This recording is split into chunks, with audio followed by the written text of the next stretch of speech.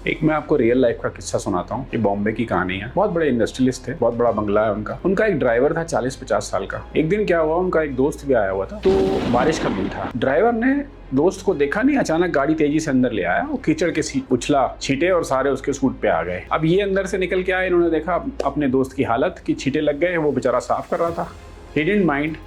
इन्होंने ड्राइवर को नीचे बुलाया, उस पर चिल्लाए। वो थोड़ा सा बोला, सर मैंने देखा नहीं। इन्होंने उसके थप्पड़ मार दिया। ये बात आई गई हो गई। और ये जिनके कोट पे छींटे पड़े थे, ये इस बात को भूल भी गए। अब ये उसके 7-8 साल बाद कहीं जा रहे थे, रास्ते में वही दोस्त मिला पैदल आते हुए, और बुरे हाल थे उसके, जो इंडस्ट्रियलिस्ट था। उससे पूछा क्या हुआ, बोला मेरा बिजनेस पूरा खत्म हो गया। फिल्म डिस्ट्रीब्यूशन का बिजनेस था। अब इन्होंने उसको गाड़ी में बिठा लिया और वो किसी सज्जन के पास उसको ले गए। उस सज्जन ने पूछा, आपने जिंदगी में कोई बहुत बड़ा कर्म किया है? उसने बोला, नहीं मैंने कोई कर्म नहीं किया ऐसा। धार्मिक व्यक्ति था, बहुत पूजा पाठ करता था, हर एक जगह गया हूँ, सारे तीर्थ स्थानों में गया हूँ, अपने माँ बाप को भी ले गया हूँ। बोले नहीं कुछ ना कुछ तो कर्म हुआ है। तो वो दोस्त जिसके छींटे पड़े थे ना, उसको याद आ गई वो बात कि तूने ड्राइवर को पीटा था एक दिन। इन सज्जन ने सलाह दी कि ड्राइवर पता है कहाँ रहता है? बोले हाँ पता है मुझे, कहीं और नौकरी करता है, लेकिन मैं घर जानता हूँ, चौल जानता हूँ उसकी कहाँ रहता है। बोले उसके पास जा और उससे माफ़ी मांग, और अगर उसने माफ़ कर दिया तो तेरी ज़िंदगी की परेशानियां दूर हो जाएंगी और तू वापस वहीं पहुंचेगा। और उसने किया।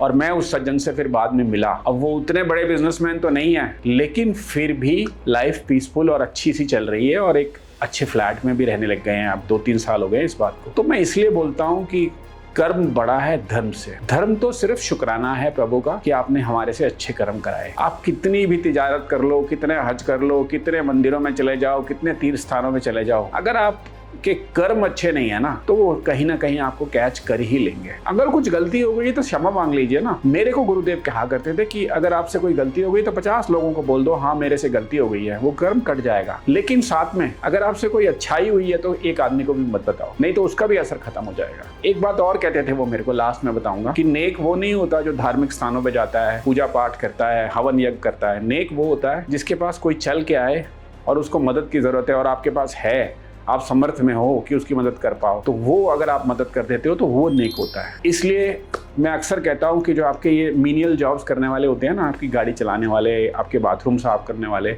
उनको अपने पास कभी कभी बिठाया कीजिए। उनसे पूछा करिए कि कोई ज़रूरत तो नहीं है लाइफ में, कोई प्रॉब्लम तो नहीं है, किसी मदद में मैं आपके आ सकता हूँ, घर में कोई फंक्शन शादी ब्याह तो नहीं है ऐसी, या कोई मुसीबत में तो नहीं है, कोई बीमार तो नहीं है। ये कर्म हमारे उस धर्म से भी बहुत ऊपर है।